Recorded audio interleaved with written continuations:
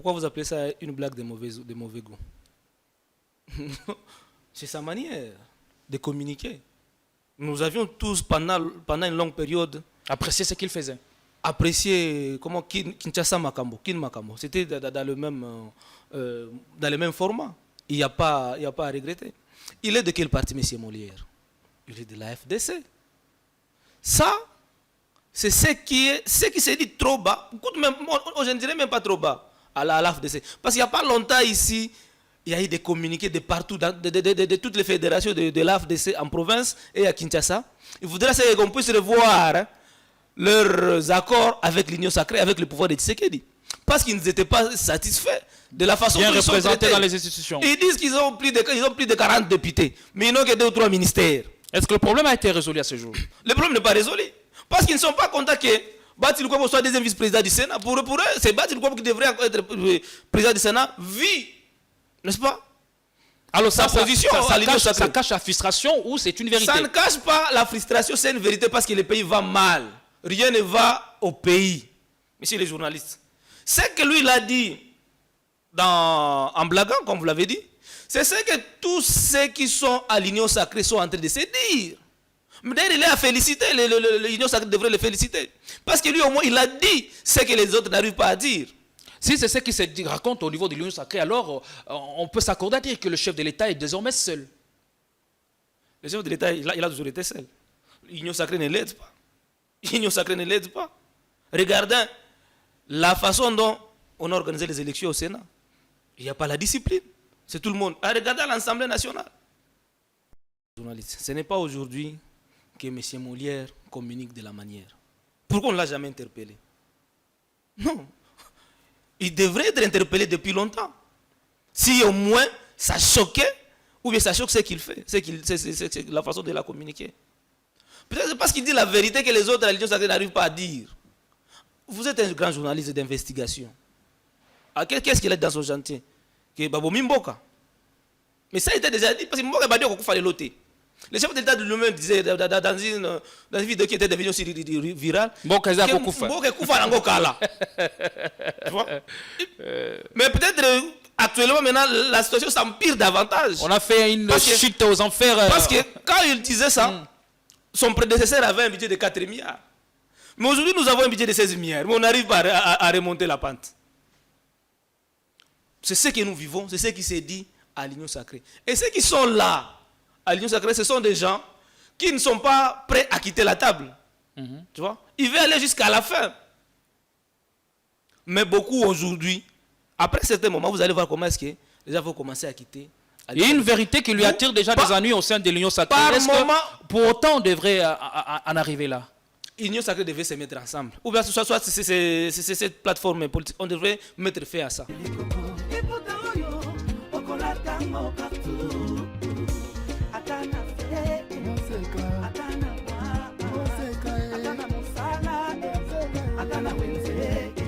À 3,5, 4,5 ou 5,5 $, le wax de Maman Moseka vous rend inoubliable. Merci de nous contacter.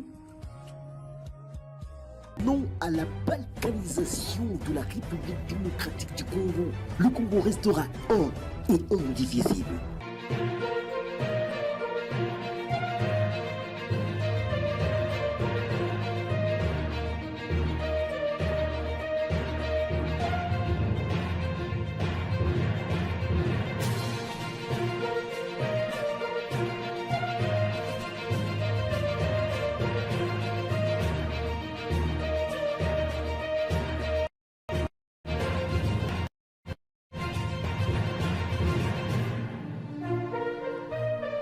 Les réactions contrastées de la classe politique congolaise fusent de partout depuis la proposition d'un dialogue proposé par l'homme de Faden House, Martin Fayoulou Madidi, surnommé le candidat du peuple ou le commandant du peuple. Eh bien, beaucoup de spéculations autour de ça. On se demande ce dialogue, ce sera sous quel format, avec sous quelle facilitation.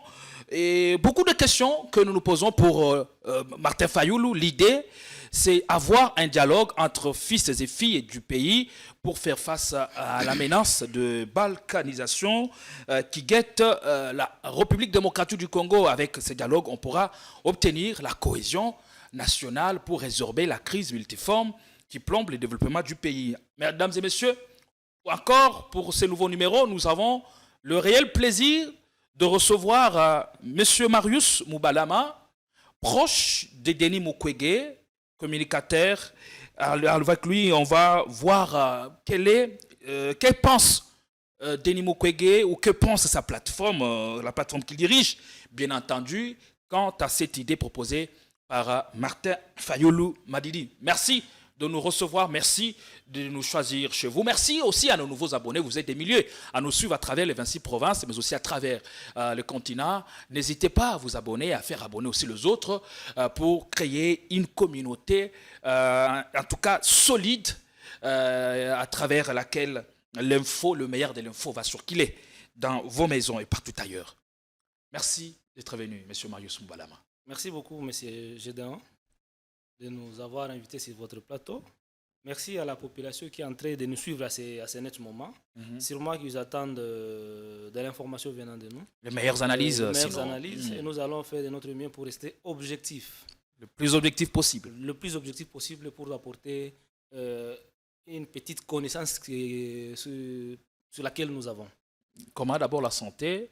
Vous qui connaissez bien la partie Est, est-ce que la sécurité qui est délétère, ça permet aux populations de vivre et d'évacuer librement à leurs occupations? Vous savez que la situation sécuritaire à l'Est pose toujours problème. Depuis que l'état de siège a été instauré, ça fait 5 jours pour jour. La population ne cesse toujours de vivre dans des camps de réfugiés. Ils ont abandonné toutes les activités qu'ils menaient. Et dans des conditions aussi compliquées. Et certaines zones continuent à tomber entre les mains des agresseurs du pays. Et ça veut dire que la situation sécuritaire à l'est du pays n'est pas toujours au rendez-vous. Alors que nous avions parlé pendant un moment de comment on appelle ça, d'une diplomatie agissante. Et voilà, ça ne répond pas toujours. C'est pourquoi Dr Denis Mukwege dit que l'erreur que nous sommes en train de faire, c'est de pouvoir limiter les conflits que nous avons à un conflit national, disons un conflit bilatéral entre la RDC et le Rwanda, ou bien triangulaire RDC, Rwanda, Ouganda. On oublie le tireur de ficelle. Il n'est pas aujourd'hui un secret de polichinelle. Mais pourtant, vous qui êtes de l'Est, on vous accuse beaucoup de tirer des ficelles et des dividendes de cette situation. C'est ça ce que je vous dis. On essaie de limiter la question sécuritaire en RDC à un problème national, donc un problème des Congolais. Alors qu'il y a des tireurs de ficelles qui sont à l'extérieur du pays. Oui. C'est une situation supranationale. Comme je disais, il est aujourd'hui un secret de polichinelle que la RDC est victime d'une guerre par procuration. Le tireur de ficelles utilise les proxys téléguidés, qu'on connaît bien, le Rwanda et l'Ouganda, pour continuer, n'est-ce pas, à nous maintenir dans la même situation ici et avoir la même mise sur notre matière première, le minerai qu'il y a à l'Est. Vous savez qu'à l'Est, il y a le minerai stratégique, dont le coltan et le cobalt, qui sont nécessaires pour l'industrie électronique aujourd'hui. Et pour avoir ces minéraux-là, on organise un commerce ou bien l'exportation transfrontalière en passant par le Rwanda et l'Ouganda. Et c'est les gens qui achètent ces minéraux-là, financent, utilisent ces pays pour nous agresser en fait d'avoir accès à ces minéraux-là. C'est pourquoi Denis Mukwege propose, n'est-ce pas, la conférence internationale pour la paix en RDC. On va y arriver, bien entendu. Et donc, c'est ça le problème. Et à quel niveau se situe la faiblesse de la diplomatie congolaise à ce jour? C'est ça ce que je suis en train de dire. On n'arrive pas à toucher des questions profondes. La diplomatie congolaise, parce que depuis un certain moment, messieurs les journalistes, vous êtes sans oublier, que c'est que l'actuel gouvernement ici est en train de faire, c'est ce que le gouvernement précédent faisait. N'est-ce pas? Le dialogue avec le rebelle, le dialogue avec le Rwanda et consorts, mais on n'a jamais abouti à des solutions durables. Rappelez-vous, messieurs les journalistes, c'est en 1999 qu'on se rencontre à Lusaka pour les mêmes problèmes. En 2002, la communauté internationale impose à la RDC d'organiser les dialogues à Sun City. On discute, ça débouche à quoi? Ça débouche au partage de pouvoir. En 96, On ne fait que du surplace. en 2007, on se retrouve encore à Goma, avec l'histoire de la création de CNDP et consorts. Des discussions. On fait mixage et brassage. On ne trouve pas toujours solution. Et tous ceux qui nous imposent cela, ils savent que non, la RDC n'est pas en train de toucher les questions profondes. Ceux qui financent le multinational appartenant aux puissances, aux grandes puissances du monde. Parce qu'ils savent que si on n'arrive pas à avoir le minerai qui est en RDC, les entreprises vont chuter. Et c'est pourquoi il dit que non, si nous allons à une conférence internationale, on aura l'occasion de discuter, de parler. Et quand vous parlez d'une guerre par procuration, comment mener la guerre ou encore répondre à la provocation du Rwanda qui est justement, qui a des puissances derrière lui, quand on sait que c'est une guerre par procuration que nous subissons? Est-ce qu'à cette époque, la solution ne nous imposait pas parfois d'y aller ainsi, en faisant le mixage et braquage? C'est ça que j'ai dit. Ceux qui financent, avec la faiblesse de gouvernance au pays, ils savent que notre pays, la corruption est un mode de vie, le clientélisme, l'injustice, le détournement. Vous savez, quand vous êtes une entreprise, aucune entreprise sérieuse au monde aujourd'hui ne peut venir s'installer au Congo. Quand vous venez par exemple investir 10 milliards de dollars par exemple dans le secteur minier, les politiciens qui gouvernent, ils vont vous imposer de donner 10%. Imaginez-vous 10% de 10 milliards. Qui est cet homme-là qui peut donner ça à quelqu'un d'autre? C'est déjà un capital énorme. Quand par exemple, le fonds d'investissement est évalué à 10 milliards, quand il faut donner 10%, c'est énorme. C'est déjà une faiblesse à l'interne. Et ce qui pousse maintenant à ces multinationales-là de passer par des groupes armés. Par des groupes armés, par des pays agresseurs. Et les pays agresseurs brandissent, n'est-ce pas, des motifs qui ne tiennent pas debout. Parce que le motif que les Rwandais avancent n'est pas vrai. Il dit que sa communauté n'est pas bien réussie, n'est pas... Non. Azarias a été vice-président dans ce pays. On a aujourd'hui Guissaro qui est ministre. Donc, ils sont là, ils sont bien assis depuis des années. Donc, ce sont des motifs qu'on avance pour distraire les Congolais. Dans la communauté, les multinationales pillent systématiquement le pays.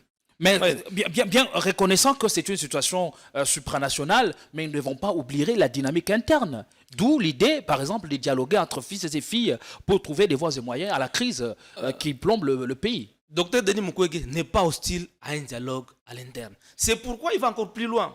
Il dit, avant qu'on aille à la conférence internationale pour la paix en RDC, commençons d'abord par le dialogue de renforcement de la conscience nationale. C'est ce que vous proposez? Dialogue de renforcement de la conscience nationale. Parce qu'au moins ce dialogue ici ne va pas déboucher au partage du pouvoir. Avec le dialogue que d'autres politiciens proposent dans leur format politicien, c'est pour déboucher, n'est-ce pas, au partage de pouvoir. Par exemple, Martin Fayulu qui parle de la cohésion nationale. Donc, ils vont encore se mettre ensemble, comme c'était le cas en 2016 avec le dialogue de Kodjo, après le dialogue de la Senko, qui ont débouché, n'est-ce pas, à des partages de pouvoir. Nous avions vu comment est-ce que certains cadres de l'IDP sont devenus des premiers ministres. Et les gens venaient de partout dans l'opposition des ministres. Mais est-ce qu'on a touché la cause profonde de la guerre? Est-ce qu'on a arrêté le velléité de la guerre? Pourquoi vous n'êtes pas inscrit dans le schéma ou dans le plan de proposer par Martin Fayulu? Le dialogue ici de renforcement de la conscience nationale a pour but d'abord de remédier, n'est-ce pas, à la faiblesse étatique. Vous savez que nous avons un problème sérieux ici. Vous allez développer, mais pourquoi vous ne vous inscrivez pas dans l'ordre? Non, parce que la logique ici...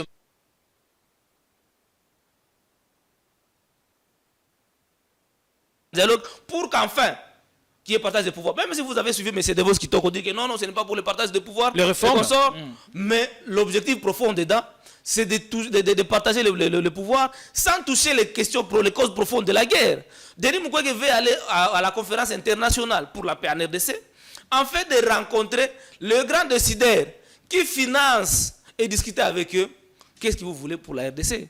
Trouver une solution durable. Parce que les motifs que le Rwanda avant toujours de FDLR, pourquoi la communauté internationale ne peut pas aujourd'hui imposer ou obliger au Rwanda d'organiser, n'est-ce pas, le dialogue inter-rwandais, pour que tous les mécontents qui sont dans nos forêts à l'Est, qui par ricochet ne sont pas une fabrication congolaise.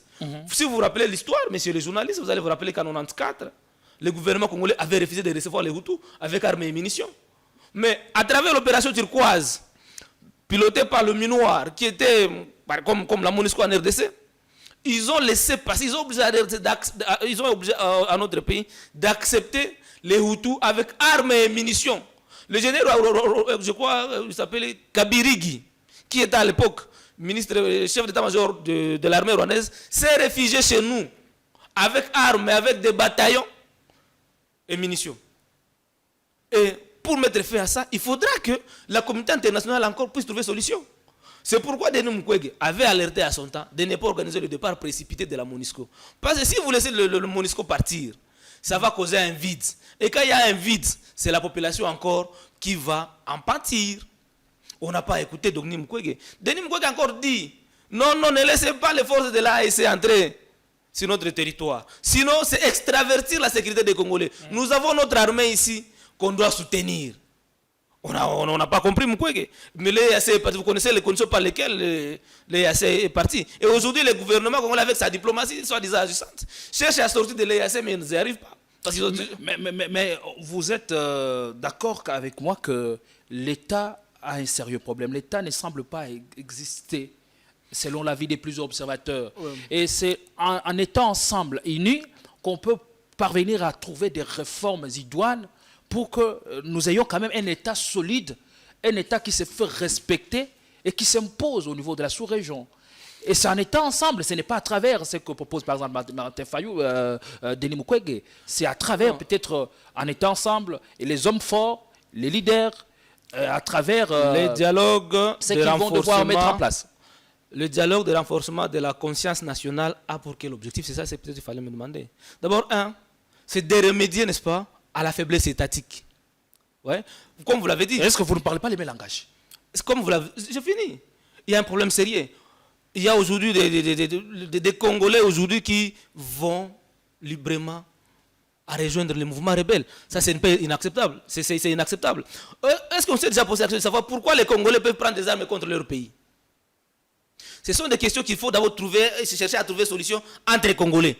Donc, remédier au problème qu'il y a à l'interne, le problème de corruption, le problème de détournement, l'injustice que nous vivons chaque jour. Qu'est-ce qui pousse, chercher à savoir qu'est-ce qui pousse les Congolais, n'est-ce pas, à rejoindre les mouvements rebelles. Mais c'est à travers des réformes rigoureuses qu'on peut y parvenir. Au-delà de ça, c'est rassurer, n'est-ce pas, de trouver le mécanisme pour que lorsqu'il y a élection dans notre pays, qu'on n'ait pas des élections truquées. Parce que cela crée aussi, n'est-ce pas, des conflits. Déjà, il y a déjà un problème de légitimité. Parce que quand vous suivez la manière dont le chef de l'État a traité ses adversaires politiques, vous comprendrez qu'il y a déjà un problème à l'interne. On ne s'entend pas. Et sur ce problème-là, Mukwege dit, trouvons d'abord l'attente entre nous. Parce que lorsque nous allons à la conférence internationale, qu'on y est comme Congo et non pas comme opposition et majorité, à l'image, n'est-ce pas, à l'image de nos pères de l'indépendance, qui, en 1954, lorsqu'ils se battaient pour l'indépendance, sûrement qu'à l'intérieur, entre eux, ils étaient déchirés. Ils ne s'attendaient pas. Le mouvement s'était retrouvé en prison. Pourquoi? Parce qu'il était en désaccord avec ses pères. Et quand les Congolais sont partis, ils ont obligé, d'abord avant que nous participions à la conférence à Bruxelles, il faut que Lumumba soit là. Donc ils ont mis à côté, ils ont terre leurs divergences. J'ai l'impression ils avaient tué leurs divergences et ils ont mis l'intérêt général ensemble. J'ai l'impression que vous parlez le même langage, peut-être les concepts, ou encore le mode. Ce n'est pas le même langage, messieurs les journalistes. Parce que Mukwege n'a pas besoin, n'est-ce pas, de se retrouver au gouvernement. N'est-ce pas? Le gouvernement doit aller jusqu'à la fin. Le pouvoir de Tshisekedi doit aller jusqu'à la fin de son mandat. Et on organise les élections crédibles, dignes, à la grandeur de la RDC, pour avoir un autre président qui va gouverner le pays. Ici, la logique ici, c'est de chercher les conciliables. À l'image de Kabila. Vous voyez, quand Kabila allait vers la fin de son mandat, il a, n'est-ce pas, trouvé le mécanisme pour dépasser encore de 2 ans de son mandat, à travers les dialogues. Contrairement à cet exemple, Tshisekedi, au début de son mandat, il est conscient de l'urgence. Déjà, j'ai comme l'impression, ce n'est pas que j'ai l'impression, monsieur le président de la République, il est dans l'impasse. Il est dans l'impasse. Et quand vous voyez même, quand vous suivez ce que c'est dit aujourd'hui, il y a possibilité, n'est-ce pas, de remanier le gouvernement. Le problème profond des Congolais, on n'arrive pas à y trouver solution. La question sociale, la question sécuritaire, la question économique, tout restait en berne jusqu'à aujourd'hui. Et le fait qu'il soit limité, peut-être il a aussi besoin de rencontrer la classe politique. Mais pas pour finalité de partager le pouvoir. C'est là que est Dr Denis Mukwege. Dr Mukwege, son problème, son confort, c'est lorsque la paix sera rétablie sur toute l'étendue de la République démocratique du Congo. Et cela passe par la conférence internationale pour la paix en RDC. Penser autrement, n'est-ce pas, c'est continuer à tourner à rond comme ça a été par le passé. Il faut qu'on fasse comprendre les multinationales qu'ils peuvent venir en bonne et due forme, signer des accords avec les gouvernements congolais et travailler. Et ça crée de l'emploi. C'est le même plan en fait que propose Martin Fayoulou. L'objectif, ce n'est pas le partage des responsabilités ou encore le fait de rejoindre les institutions. Selon de vos Kitoko, à quel niveau il y a la différence avec votre approche? Quand vous évaluez tous les dialogues que nous avions connus, de 99 jusqu'à aujourd'hui, qu'on appelait toujours des dialogues de cohésion nationale et tout, ça débouche à quoi? Ça débouche toujours à de partage de pouvoir. Et quel est le langage des politiciens? C'est ça le langage. On peut s'inspirer de ces dialogues passés pour faire autrement. C'est le même langage. Nous, on a déjà de l'expérience. C'est le même langage, n'est-ce pas, de Devos Kitoko. Oh non, il n'y aura pas partage de pouvoir, il n'y aura pas de ceci, il n'y aura pas de cela. Mais au finish, c'est les opposants que vous allez retrouver dans les gouvernements. C'est l'opposant que vous allez voir à la primature et consorts. Ici, le dialogue selon Denis Mukwege, c'est que les Congolais puissent taire d'abord les divergences à l'interne. Martin Fayoulou, Tshisekedi, tout le monde, que le problème à l'interne là soit mis d'abord à côté, qu'on ait la même vision de nos problèmes, qu'on puisse ensemble identifier le même agresseur. Et après, quand on part négocier, on part parler pour le Congo. Et non pas qu'il y ait des divergences entre l'opposition et la majorité. Non, non. C'est là qui se met d'abord ensemble pour l'intérêt général. En fait, d'avoir cette conférence internationale-là pour la paix. Pensez-vous qu'il y aurait des opposants qui seraient en train de faire le jeu du pouvoir? Sûrement. Sûrement. Je vais vous dire une chose. Il serait indiqué que le gouvernement congolais aurait, n'est-ce pas, payer des lobbyistes internationaux par rapport aux problèmes que nous avons aujourd'hui, pour mener les lobbying pour le compte de notre pays. Mais c'est décevant. Des lobbying auprès de qui? Auprès des multinationales, n'est-ce pas? Parce qu'ils savent que la réalité, ce n'est pas le Rwanda. La réalité, ce sont des multinationales qui sont financées par le Rwanda en fait de nous agresser. Et pour taire la guerre, il faut persuader les multinationales à ne plus financer les agresseurs, à ne plus financer les troupes armées qui sont au pays. Mais on doit commencer par être logique à l'interne. Et ces gens-là auraient rencontré, n'est-ce pas, certains de l'opposition pour les amener à accepter les dialogues pour le partage avec le pouvoir. Vous voulez parler de Martin Fayoulou? Moi, je ne suis pas ici pour citer les gens. Je n'ai pas cité Martin Fayoulou. Mais la logique est à ce niveau-là. La logique est à ce niveau-là. C'est pour vous dire que non, le dialogue pour la cohésion nationale, ce n'est pas pour répondre, n'est-ce pas, aux problèmes qu'il y a. Le problème profond, c'est le problème de la sécurité. Est-ce que les ténors de cette thèse qu'il faut à dialoguer sont-ils à vos yeux collabos du régime? Je ne saurais pas confirmer cela. Je n'ai pas des éléments pour confirmer cela. Mais le dialogue ici est le souhait du pouvoir. Oui. Ce n'est pas une démarche de l'opposition. Le dialogue ici, c'est le souhait du pouvoir. Parce que le pouvoir est asphyxié, messieurs les journalistes. La manière dont les élections ont été organisées, c'était déjà un problème. Parce que les gens peut-être pensaient qu'il fallait faisons les élections de n'importe quelle manière et après on va gouverner le pays. La façon dont le gouvernement a été constitué, ça posait problème. Alors si les élections étaient mal organisées, alors encore ces dialogues qui étant annoncés dans les salons politiques vont encore se peser d'or. Et il y a nécessité c'est pourquoi l'on puisse mettre fin à cette crise de légitimité. C'est dans les dialogues de renforcement de la conscience nationale que propose Denis Mukwege, veut que toutes ces questions-là soient soulevées. Okay. Qu'on puisse trouver les mécanismes pour que demain quand il y aura élection, qu'on ne puisse pas avoir des élections triquées. Parce que c'est la source aussi des grognes des Congolais. Quelqu'un qui a gagné sur terrain, n'est-ce pas? Ce n'est pas lui qui est proclamé, mais c'est quelqu'un d'autre qui n'a même pas eu peut-être le 1/10 de celui qui a échoué. Et un monsieur comme ça, quel sera son comportement? Allez, ouais. Merci beaucoup. Le problème est à ce niveau-là. Ah, merci beaucoup. On va prendre l'actualité. Puis on va revenir sur vous au sein de l'Union Sacrée. Voilà, la plateforme s'effrite au jour le jour. Qu'est-ce qui se passe au niveau de cette Union Sacrée? Un des membres de cette coalition pouvoir est en train d'être poussé à la sortie parce que des voix s'élèvent pour qu'il soit radié. Je parle de l'ancien député Papa Molière, Léon Lemba-Lemba. Et bien, sa sale blague, dont la vidéo fait désormais le tour du web, une vidéo qui est devenue virale sur les réseaux sociaux, risque de lui coûter cher. Allez, on va prendre ceci, on revient après. Chilombo, talandenge obumboka, hop, aya, dire là-bas. Chilombo, talandenge obumboka, et là,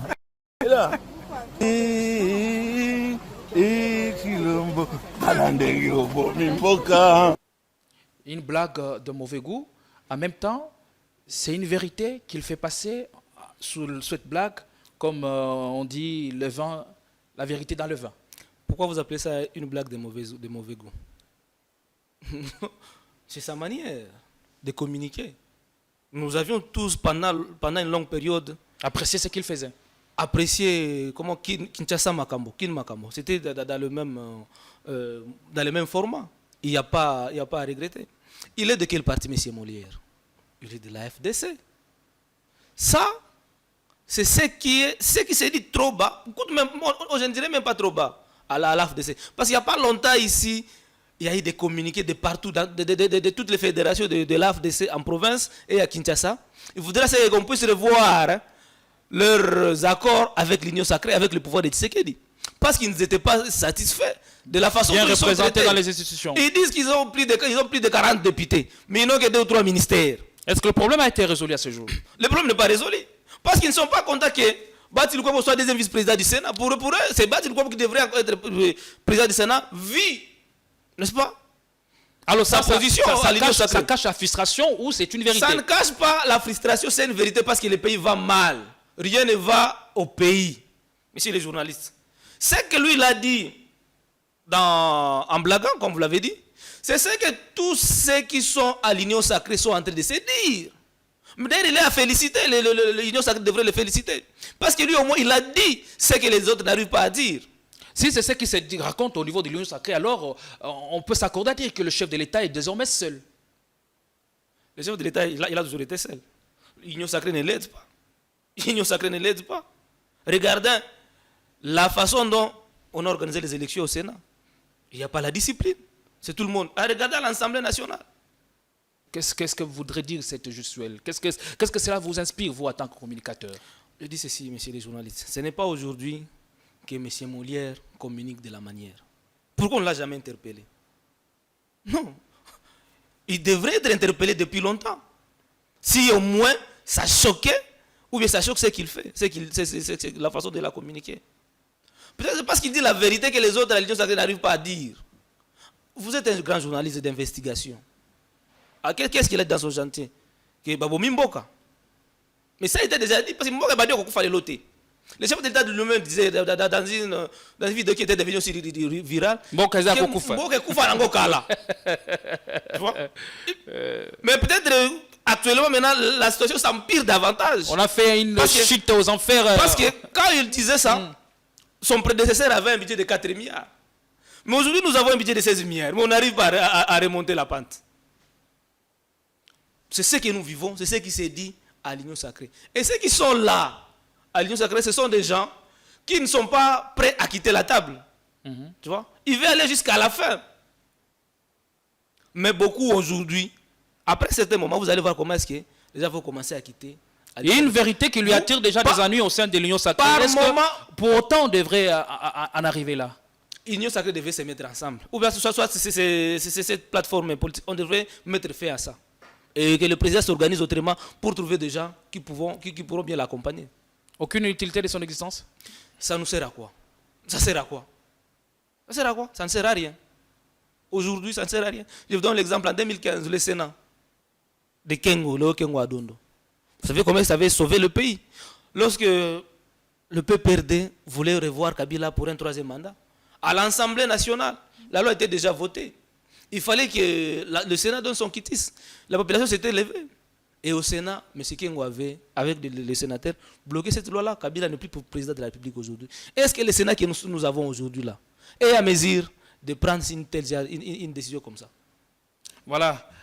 Toujours dans l'actualité, on annonce que notre compatriote Jimmy Kitenge du Front commun, du PPRD, serait dans le collimateur des personnes non autrement identifiées. Jusque-là, des messages, des menaces. Il reçoit des messages, des menaces sur tout le jour, sur toutes les plateformes. Eh bien, il serait en danger et même en insécurité. À partir de ce jour, il a communiqué avec nous ce matin. De plus en plus, l'opposition semble être menacée. Est-ce que on est en train de vivre un véritable recul démocratique? Ah oui, ça on peut le confirmer.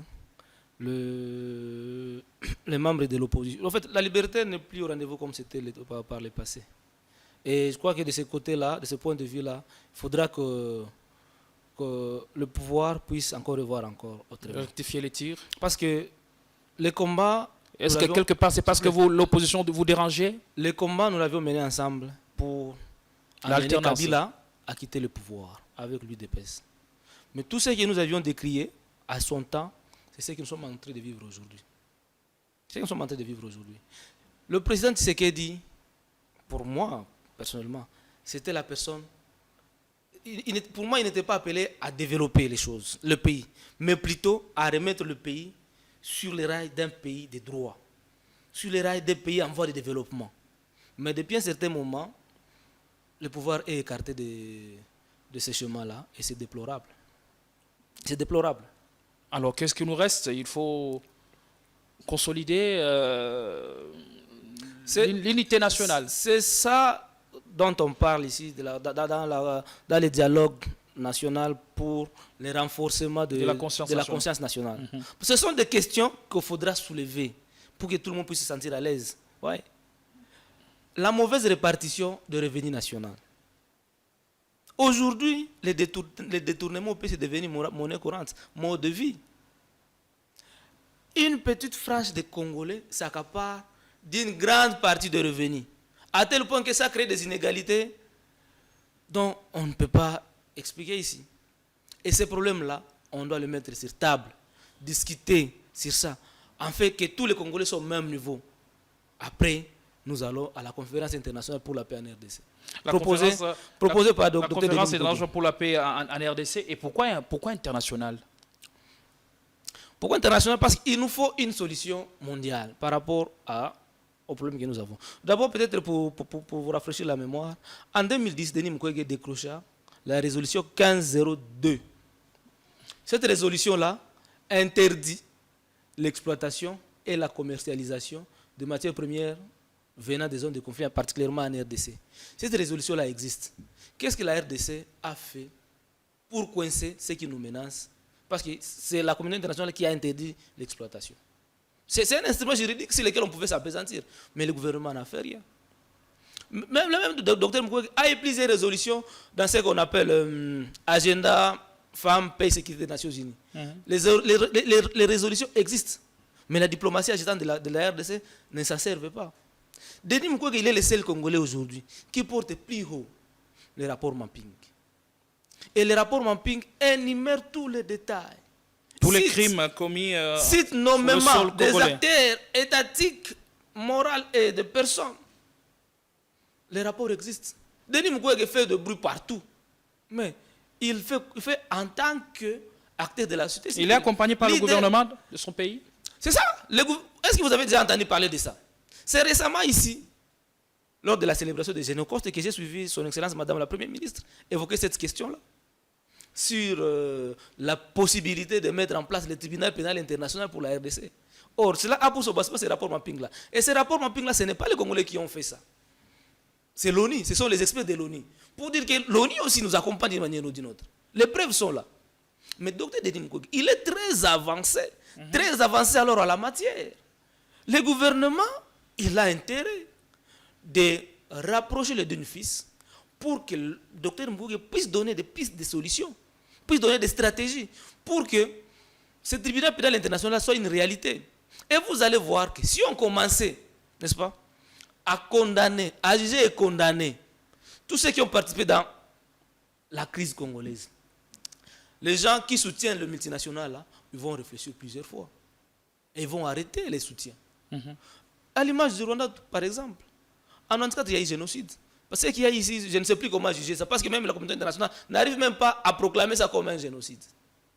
Tous ceux qui ont participé dans les génocides au Rwanda, on avait établi le tribunal pénal international pour le Rwanda à Arusha.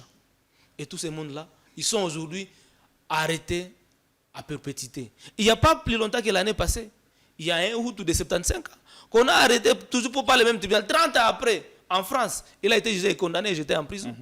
Pourquoi nous, 30 ans après, il n'y a rien qui n'est fait au pays. Et cette diplomatie-là, c'est le gouvernement congolais qui devrait mener ça. Avez-vous déjà entendu le gouvernement congolais parler de cette question-là? On ne s'en préoccupe pas, selon Non, vous? ça ne fait pas un souci. Pourquoi?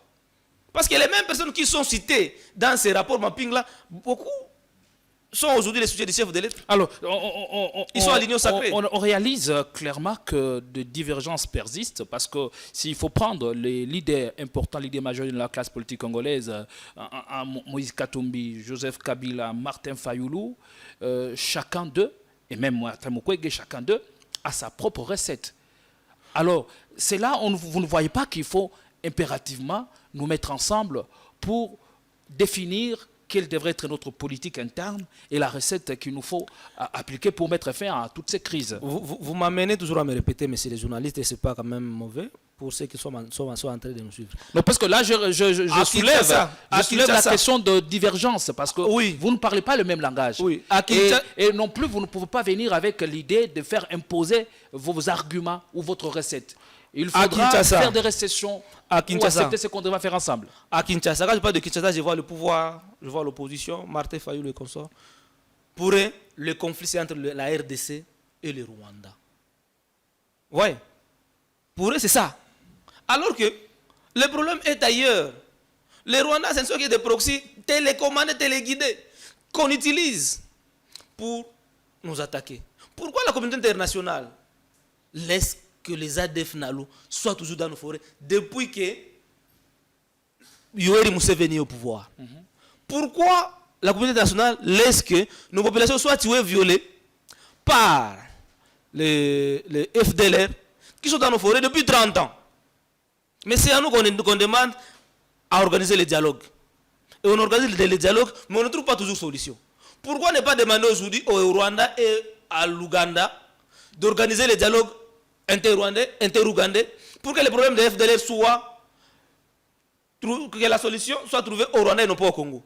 Pourquoi l'armée ougandaise doit entrer dans notre territoire pour suivre les Ougandais qui sont dans la forêt? Vous pensez qu'on est très mal parti dans ces processus qui a commencé à Nairobi et maintenant à C'est Rwanda? pour dire que la dimension de ces conflits n'est pas une dimension nationale.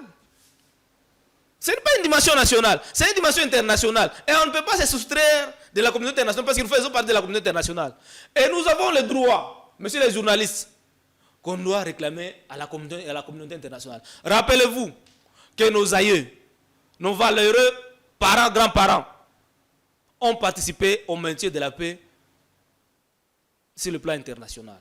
Et aujourd'hui, nous avons à Kinshasa des avenues qui commémore la victoire de la force publique. Vous avez Birmanie, vous avez Gambela, vous avez Kigoma. Ce sont des cités que nos forces en l'honneur à ces FARDC après la première guerre mondiale combattu. Alors, c'est normal que Denis Mukwege puisse dire que la communauté internationale puisse trouver aussi solution. Mais également, nulle part Mukwege n'a jamais demandé à ce que la communauté internationale vienne combattre pour nous. Ou bien la communauté internationale trouve solution à nos problèmes. Mukwege n'a jamais dit ça.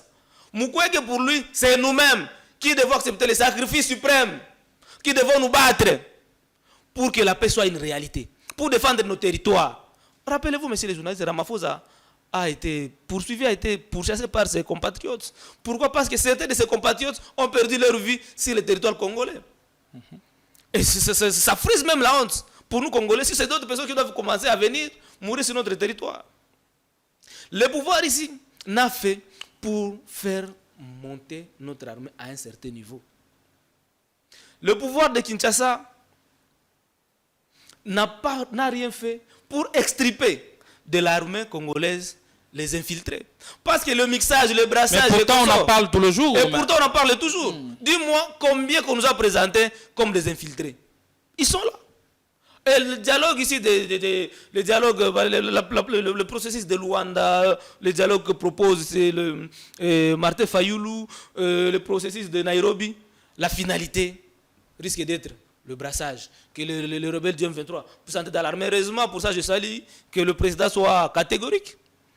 Le partage du pouvoir, quelqu'un de l'opposition prend la primature, quelqu'un d'autre tel ministère, et du coup, on tourne à rond. On ne trouve pas de solution par rapport à la paix durable. Parce qu'il faut une paix durable. Les politiciens sont véreux, sont mauvais. Ils savent, quand nous allons en dialogue, on partage le pouvoir. Ils savent qu'ils ne touchent pas la question profonde de la sécurité en RDC. N'est-ce pas? Parce que ça leur profite. Ça leur profite. Rappelez-vous, après San City, il y avait amnistie. Ils ont eu le pouvoir. Ils ont pris les armes contre le pays. Mais après dialogue, ils deviennent de ministres, ils deviennent de PDG. Non, Mukwege n'est pas dans ces logiques-là. Mukwege, c'est le dialogue pour le renforcement de la conscience nationale qui nous permettra d'être sur la même diapason. Tous les Congolais, Mukwege, Martin Fayoulou, Félix Tshisekedi, Moïse Katumbi, sur le même niveau. Et pourquoi pas Joseph Kabila Joseph Kabila également, oui, c'est aussi un acteur majeur. Qu'on soit à la même diapason, même niveau. Comme ça, quand nous allons à cette conférence internationale-là, que nous parlons au Congo, nos divergences seront tues, seront mises à côté et on défend d'abord l'intérêt. Et en attendant le processus de paix de Luanda, est-ce qu'il donne des signaux? Vous voyez que... Déjà récemment, ici, ils ne se sont pas entendus. Mais à un moment donné, le gouvernement congolais était prêt à accepter que l'armée congolaise peut traquer, n'est-ce pas, les FDLR, les désarmer, les démobiliser. Mais comment on va les désarmer, les mobiliser qui sont presque partout actuellement? C'est là que c'est un piège. C'est là que c'est un piège. Le cheval de Troie. On ne va pas trouver solution à cette question-là et le Rwanda va encore revenir à la charge. C'est pour dire que le processus... De la présence de troupes rwandaises sur notre sol, c'est l'FDLR. Ce sera un prétexte. C'est toujours ça. Depuis 1999, c'est toujours ça, ça a toujours été ça, le prétexte. Et du coup, on sera en train de tourner à rond. C'est pourquoi on propose la conférence internationale pour la RDC. Ouais. Et c'est pourquoi moi je me suis toujours demandé, messieurs les journalistes, quand nous envoyons des experts congolais aux négociations avec le Rwanda, qui sont les Congolais qu'on envoie? Parce que quand vous regardez les experts rwandais... Ça, c'est une question capitale.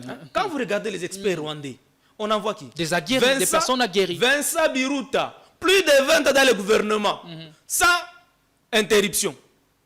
Ministre, président du Sénat au Rwanda. Il connaît la question congolaise, parce que c'est leur fabrication avec la communauté internationale. On envoie qui? James Kabarebe. Qui a été chef d'état-major ici. Il est venu... Il connaît la réalité des chenaux. Il est venu à pied jusqu'à Kinshasa. Il connaît la carte de la RDC par cœur. Mais nous, on envoie qui? Et ce sont ces mêmes gens qui ont créé cette situation ici. Comme je vous ai dit ici précédemment, ils ont tout fait pour renvoyer les FDLR, à la dernière tripartite, la RDC était représentée par sa ministre des Affaires étrangères. Quel est le parcours politique de l'actuel ministre des Affaires étrangères? Quelle est la maîtrise qu'elle a de la question ici? Parce que je parie qu'elle vient de la diaspora. La lecture de ceux qui sont dans la diaspora... aussi avoir des épaules pour élever les défis, même si on n'a pas un très très grand parcours. Mais aujourd'hui, on en est où? Quelle est maintenant la suite de ces dialogues? Même Christophe Lutunou n'a pas été à mesure de mener de conduire des discussions. Parce que quand il quitte, parce qu'il était bon aux affaires étrangères, il serait reconduit. Il n'a pas été à mesure. Mais bon, ce n'est pas si...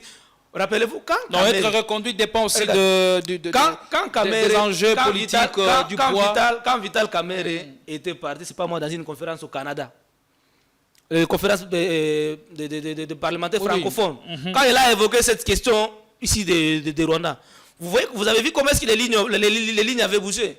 Pourquoi? Parce que Kamer a été dans toutes les négociations. Il a été dans tous les processus. Il connaît cette question-là. Il dit... Mais le Parlement doit aider le chef de l'État. Il y a la diplomatie parlementaire. Il a démontré noir et blanc que le motif avancé par le Rwanda, c'est faux. Parce qu'au Congo, ici, on a connu Azarias comme vice-président de ce pays. On a connu pas Robert, mais Moïse Rugabo comme ministre de Finances. On a connu la communauté Banyamulenge. Ils sont toujours, jusqu'à aujourd'hui, ils sont là à travers Guissaro. Donc les motifs qu'ils avancent ne tiennent pas le coup. Et la communauté nationale le sait.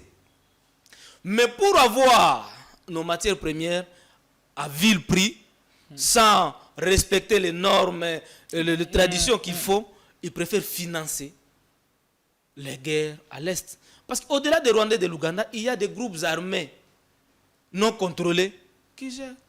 Et on exporte toujours à travers les deux pays-là. Donc, il faut qu'on touche les questions profondes. Et c'est pourquoi Denis Mukwege mène aujourd'hui un marathon diplomatique partout dans le monde. Vous êtes sans ignorer que la cité de Panzi est aujourd'hui très convoitée, très visitée par les diplomates internationaux. Ils vont vers Mukwege pour avoir les pistes de solutions par rapport aux problèmes que nous avons. Et On le voit très proche de la communauté internationale partout à travers le monde. On lui ouvre de portes, on déroule pour lui les tapis rouges. Est-ce qu'il ne serait pas une carte pour la communauté internationale où on a confiance à son leadership? C'est pour la cause du Congo. C'est pour son leadership. Il est crédible, n'est-ce pas? Le travail qu'il a mis. C'est pourquoi, monsieur le journaliste, il faut faire bien votre travail. Quand vous faites bien votre travail, vous n'aurez pas besoin de carnet d'adresse. Le carnet d'adresse va se créer seul. L'hôpital de Panzi a été créé en 1999. Il a créé son hôpital comme gynécologue. La renommée est venue bien après. La renommée, comme vous dites, est venue bien après. C'est après que Mukwege était en train de vous recevoir des gens, des conflits, des gens avec l'atrocité des viols inhumains. C'est quand Mukwege s'est spécialisé dans la gynécologie réparatrice. Et c'est en fonction de son travail-là que ça a commencé à gêner Mukwege.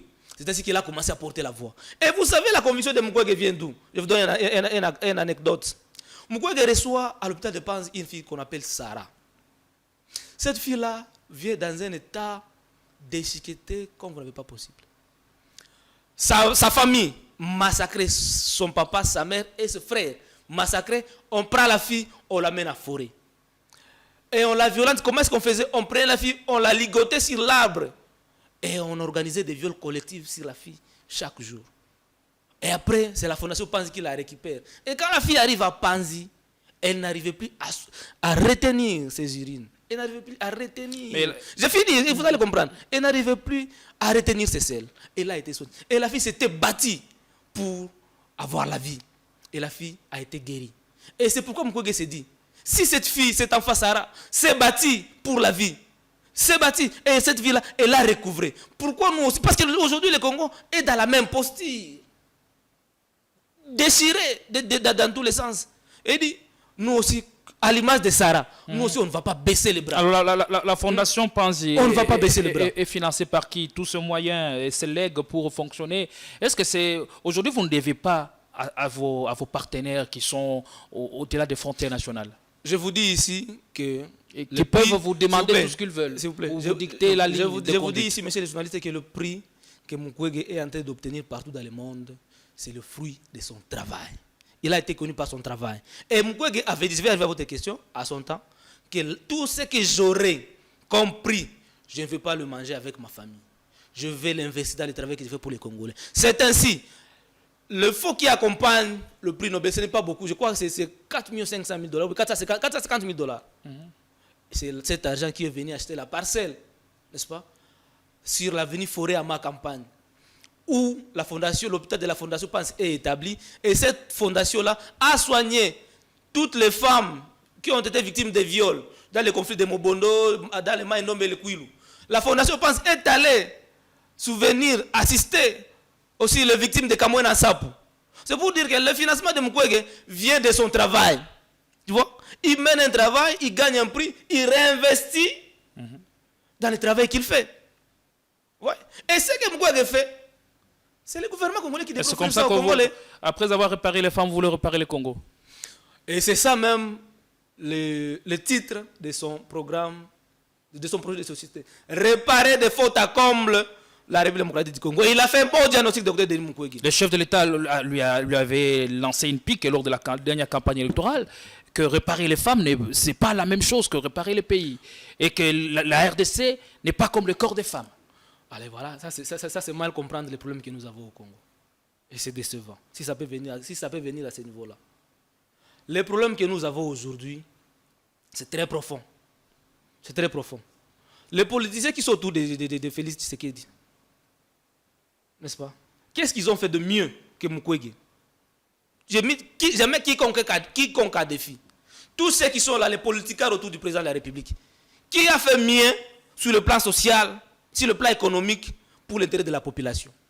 Mukwege a construit des hôpitaux qui soignent gratuitement d'ailleurs. Vous parlez de la gratuité de maternité. Mukwege en a donné. Mukwege a construit des maisons pour les déplacer. Mukwege a construit des écoles. Mukwege amène des soutiens psychologiques et financiers à des femmes violées. Vous savez, on a voulu s'attaquer aux femmes pour détruire encore davantage les Congolais. Vous savez que le ménage aujourd'hui au Congo se tenu par les Congolais. Les politiciens ont tout fait pour qu'il n'y ait pas de travail, pour que les taux de chômage soient élevés, pour que nous les hommes, vous et moi, on puisse pas avoir les revenus pour tenir nos familles.